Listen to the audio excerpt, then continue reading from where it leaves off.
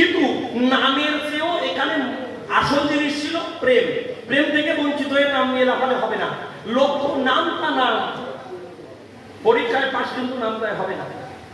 প্রেমে মালাও থাকবে না, তিলকও থাকবে না। ভাবের পাগল, রসের পাগল, ভাব দিয়ে করেছে পাগল, আছে না?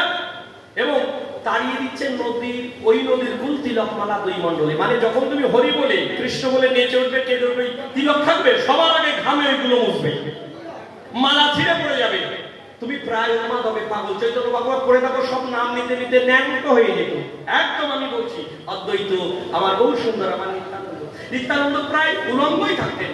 একবার তো মহাপ্রভু গিয়ে বলছে, শ্রীপা, লোকে বলা বলি করে, মানে মালিনীর বাড়িতে আছে, শ্রীবাসের বাড়িতে, যে আপনি নাকি গৃহস্থের বাড়িতে উলঙ্গ থাকেন আর নাকি ভাত নষ্ট করেন। ভাত খাচ্ছিল বেশ ভালোভাবে, একটা কাপড় পরে আলাদা গায়ে খাচ্ছে, ওই কাপড় খুলে মাথায় বেঁধেছে, ওই কাপড় সাথে সাথে, আর ভাতগুলো ছুটে ছুটে বলছে, কে বলেছে আমি ভাত ফেলি আর আমি উলঙ্গ হই, আর দুই পায়ে লাফ দিচ্ছি। এতক্ষণ ছিল পরা, ওই শুনে পরনের কাপড় মাথায় বেঁধেছে, মাথায় বেঁধে এরকম ভাত ছড়াচ্ছে, ভাতের বৃষ্টি, আর বলছে, কে বলেছে আমি উলঙ্গ হই, কে বলেছে আমি অন্ত ধ্বংস করি। আমি বোধহয় বুঝতে পারিনি বিষয়টা, মানে ওদের জগৎ এই যেমন ভাবে আপনারা বানিয়েছেন, সুন্দরভাবে কাপড় জামা পরে, যেন শ্যাম্পু, কন্ডিশনার, ভালো কসমেটিক্স পরে দারুণ কোনো একটা স্টুডেন্ট দিকে ছবি তুলছেন, এদিকেও তাই একদম সুন্দর সেজে, এইরকম ছিল না তাদের জীবন। ধুলায় দূষরিত, পাগল, উন্মাদ, স্নাবিক রোগগ্রস্ত। কেমন পাগল? একটা পাগলামি করে,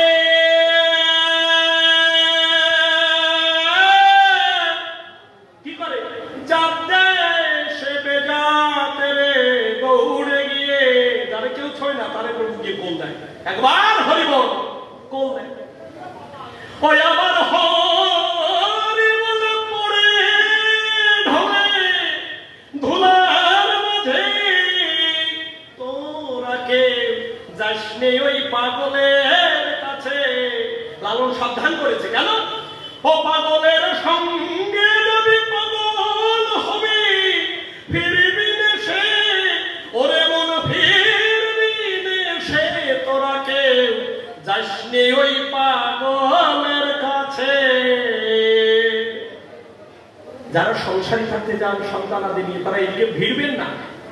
আমার তার বলছে, গৃহে আছিস, আছিস ভালো, তোরাই ভালো, কেন দিবি কুলে কালি? তোরা কি প্রেম করবি, পাগল হবি, ধরবি কি পাগলের বলি? বুঝতে পারছেন আমি কাদের পাগল বলছি? আমার নিতাই গৌর সুন্দর, সেই পাগলামে নিয়ে ওরা কান্দে, সেই মাথা। আপনারা একটু পড়ে দেখবেন, মানতে হবে না কিছু, পড়তে তো হবে, সব পড়বেন। গীতা, বাইবেল, ত্রিপিটক, কোরআন যা আপনি পড়বেন, আপনার যেটা রসশিক্ষা হবে সেটি নেবেন। টিভিতে কত কিছু হয়, অ্যাডভার্টাইজ হয়, মনে রাখেন, সিনেমাটা মনে রাখেন, ওটা আসবে যাবে, পড়ে দেখতে হবে কি হচ্ছে। রসের সেখানে একটা প্রকাশ ঘটছে, সত্যি করছে। যেমন চৈতন্য ভাগবত একটা রসের প্রকাশ, চৈতন্য লীলাবৃত্তে তারকচন্দ্র লিখেছে, প্রেমের পাগলামি। ওখানে নাম জপের কোনো বিধিবিধান নেই, এত মালা জপ, এত এই করো, এই বিগ্রহ করো, এইভাবে গুরু ডান দিক দিয়ে না বাম দিক দিয়ে, ডিগবাজি খাবে কি খাবে না, আমিষ কি নিরামিষ না, শুধু প্রেম আর প্রেম, শুধু হরিবল আর হরিবল, কোন রকম বাধা বিঘ্ন নেই। সেই ব্রজের ভাবে তারা উন্নত। হরিবল সাধুদের ভক্তি অকামনা, তন্ত্র মন্ত্র নাহি জানে ব্রজ উপাসনা, এই অবস্থায় তারা চলে গেছে। তাহলে আমাদের একটু বোঝার চেষ্টা করতে হবে, শ্রবণ কীর্তন আলাদা জিনিস, কিন্তু এটা গবেষণার জিনিস। আর চৈতন্য শুধু ভাবক নয়, একটু মানুষ চৈতন্যের কথা বলে সেরে দিচ্ছে, এটা কেন ভাবের কথা, রসতত্ত্বের কথা। এই কারো ছেলেও নয়, কারো মেয়েও নয়, কারো স্বামীও নয়, রসবিগ্রহ। চৈতন্যদেব এতক্ষণ যা বললাম রসবিগ্রহ। এইবার ইতিহাস, 1486 সালে নবদ্বীপের মধ্যে একজন মহাপুরুষের জন্ম হলো। মহাপুরুষ পরে হলো মানুষ, সেই সময় তো অনেক মানুষ জন্মেছে। ইউরোপের দিকে যদি তাকান, কোপারনিকাসের জন্ম যে সালে, নিত্যানন্দেরও সেই সালে 1472, বুঝতেই পারছেন। মহাপ্রভু যখন জীবদ্দশায় লীলা করতেন, সেই সময় পৃথিবীতে গোলাকার তার অভিজ্ঞতা আমাদের প্রথম লাভ হয়। ফার্দিনান্দ ম্যাগেলানের যে সমুদ্র যাত্রা, সেই সময় প্রথম বোঝা গেল না, একদিক দিয়ে যদি চালাতে শুরু করি আবার ফিরে সেই জায়গায় ইতালিতে আসবে। এর আগে মানুষ বুদ্ধি দিয়ে ভেবেছে, রেশনাল ভাবে ভেবেছে যে পৃথিবী গোল হবে। আর্যভট্ট বলেছেন, ওদিকের আর্কিমিডিস চিন্তা করেছিলেন, অ্যারিস্টটল বলেছিলেন, কিন্তু অভিজ্ঞতা এই প্রথম হলো। মহাপ্রভুর লীলা সাঙ্গোপন সময়, তাকে গুম হত্যা করা হোক, লীলা সাঙ্গোপন যাই হোক, সেটা 1533, আর 1520, 21, 22 এই সময় কিন্তু আবিষ্কৃত হচ্ছে পৃথিবী এরকম। এবং এদেশে যে বাবর আসলেন 1526 সালে কামান নিয়ে দিল্লির সালতানেত উনি গ্রহণ করলেন কত সালে? 1526। মহাপ্রভু লীলা সাঙ্গ 1533। তার মানে এইদিকে যখন উনি জগৎ পাগল করছেন তখন দিল্লি দখল করে দিচ্ছে মুসলমান শক্তি। বোঝা যাচ্ছে? দুটো মাথা রাখতে হবে, নইলে বিপদ হবে বলেই গেলাম। এই ভোগারতি কোথায় দেবেন? আগে তো সংরক্ষিত রাখতে হবে। প্রেমে আপনি মাতোয়ারা কখন হবেন? বাঁশি তো তখন বাজাবেন যখন এক হাতে চক্র হবে, মানে বাঁশি বাজনা থামাতে আসলে যাতে মঙ্গলটা কাটা যায়। তাহলে বাঁশি বাজাবেন, মাথায় একটা বাড়ি দিয়ে বাঁশিও নিয়ে যাবে, আপনারও নিয়ে চলে যাবে, বেঁচে দেবে, কিডনি বেঁচে দেবে কাটিয়ে। আত্মরক্ষার দরকার আছে। আমার কুমতি কুটিলা তর্ক ঘুচাও হে দর্পহারি, তারপরে না হৃদকদম্ব তরুণীলে দাঁড়াও শ্রীপতি। ওটা বলে পরে, আগে তোকে ভালো হও, বেড়া দেও আগে। আত্মরক্ষার উপায় যাদের নেই তাদের কোনো সাধক ভজন থাকবে না। আপনারা ভাবছেন আমরা সাত্বিক হচ্ছি নিরামিষ আহার করে, নাম জপে না, আপনি তাপসিক হচ্ছেন, আপনি দুর্বল হচ্ছেন। বুঝতে পারছেন? আপনার অধিকার যদি কেউ হরণ করে আপনি ভয় পেয়ে পালাচ্ছেন, যা করে গোবিন্দ, যা করে গোবিন্দ, সব গোবিন্দের মাথায়। একটা গল্প মনে পড়েছে, না দিয়ে পারবো না, আমার বম মারলেও কাজ হবে না। এইবার আমি কিন্তু ফর্মে চলে আইছি। হ্যাঁ, এক বৈষ্ণব, তার বাড়িতে একজন ভগবান, একজনই তো আছে নাকি আপনাদের, একজনই ভগবান, সেই লোকই গেছে আর কি, ছদ্মবেশে। তো বলছে ওই বৈষ্ণব করেছে সকালবেলায় ওর যে কলাই খেচ্ছেন, কলাই, খেসারি ডাল কলাই, এক বাসুর, প্রতিবেশীর বাসুর এসে ঢিল ছুটেছে, বাসুর গেছে মরে। সকালে বলা শুরু করেছে, যা করে গোবিন্দ, সবকিছু গোবিন্দের, আমার কেউ নেই। তারপরে ওর বিরুদ্ধে চার্জ করা যাবে, সব যদি গোবিন্দ করে, বাসুর কিনা মারিছে গোবিন্দ।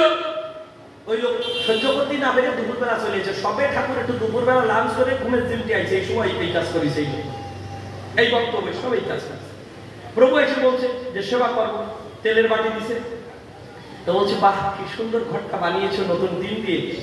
তো বাবাজি ঘরটা কার? বলছে সব গোবিন্দের। তো জমি জায়গা তো অনেক, এটা কার? গোবিন্দের। স্নান করে এসে খেতে বসে বলছে যে চাইল কার? এত সুন্দর চাইল। বলছে সব গোবিন্দের।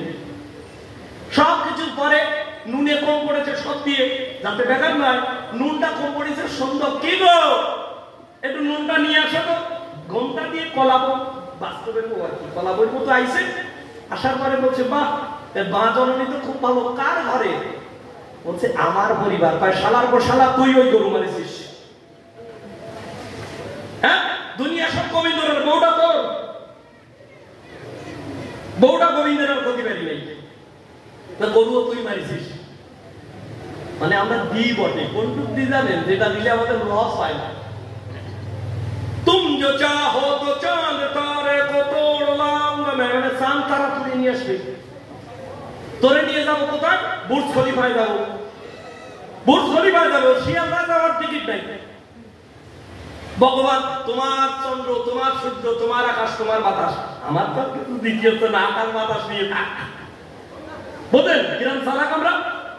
আমার ঘরটা, আমার বাড়িটা, আমার পুত্রটা, আমার বিদ্যাটাকে তাকে নিবেদন করিনি। আকাশ তোমার, বাতাস তোমার, তুমি সর্বেশ্বর। আমার বাড়িটা বাদ দিয়ে, আমার লোকটুকু বাদ দিয়ে, আমার নাম, আমার যশ, আমার প্রতিষ্ঠাটুকু বাদ দিয়ে ভগবানের সব আমার কি এসে যায় বলেন দেখি? তো এই বাস্তব ইতিহাসের চৈতন্য তো জানতে হবে। যখন এই চৈতন্যদেব যদি না আসতেন তাহলে মুসলমান শাসকেরা মুসলিম হয়ে যেত। আমরাও আজান দিতাম, আজানা দিয়ে শোনাচ্ছিলাম, পরের তারিখ শোনাবো, ওই দিতাম আর কি। তো মহাপ্রভুর গুরুত্ব আছে। এই বাংলার সংস্কৃতি যাদের প্রভাবে গঠিত হয়েছে তার মধ্যে অন্যতম সেরা জ্যোতিষ্ক চৈতন্যদেব। চিন্তা, চেতনা, খাদ্যাভ্যাস, সাহিত্য, ইতিহাস সব বাংলায় জন্মেছে। অথচ মহাপ্রভুর প্রভাব কোনো না কোনো ভাবে কারোর উপর পড়েনি। সে আস্তিক হোক নাস্তিক হোক, এটা সম্ভব না, সম্ভব নয়। তাহলে সেই মহাপ্রভুকেও জানতে হবে, আমাদের বাস্তবের জগতে বেশি থাকতে হবে। ভাবটা যেন আমাদের জীবনে হয় তরকারিতে নুনের মতো। নুনের তরকারি কেউ রাখবেন না, খেতে পারবেন না। মানে আমাদের বাস্তব সুসজ্জিত কর্তব্যপরায়ণ জীবনের মধ্যে ভগবত কৃপাটা হবে নুনের মতো, স্বাদ মতো। কিন্তু যদি শুধু নুনের তরকারি করেন খেতে পারবেন না। যদি ভাবেন আমিও মহাপ্রভুর মতো হা কৃষ্ণ, হা গোবিন্দ বলে এইভাবে পথ বাড়াবো, তাতে আমি জার্মানির দিকে যাই আর বৃন্দাবনের দিকে যাই, বেশি দূর যেতে পারবেন না, মেট্রোতে কাটা পড়বেন, বোঝাতে পারি না। ট্রেন তো থামাবে না, আপনার জন্য মারিয়ে দিয়ে চলে যাবে, তারপরে ডাইরেক্ট কৃষ্ণ হয়ে যাবেন, বসবেন। অর্থাৎ বাস্তব জ্ঞান থাকতে হবে, তারপরে ভাব ভাবের দিকে যাবো। যাক, এই পর্যন্ত শেষ করি নাকি? কোনো যদি প্রশ্ন থাকে কোনো বিষয়ে, অন্য ধর্মগ্রন্থ বা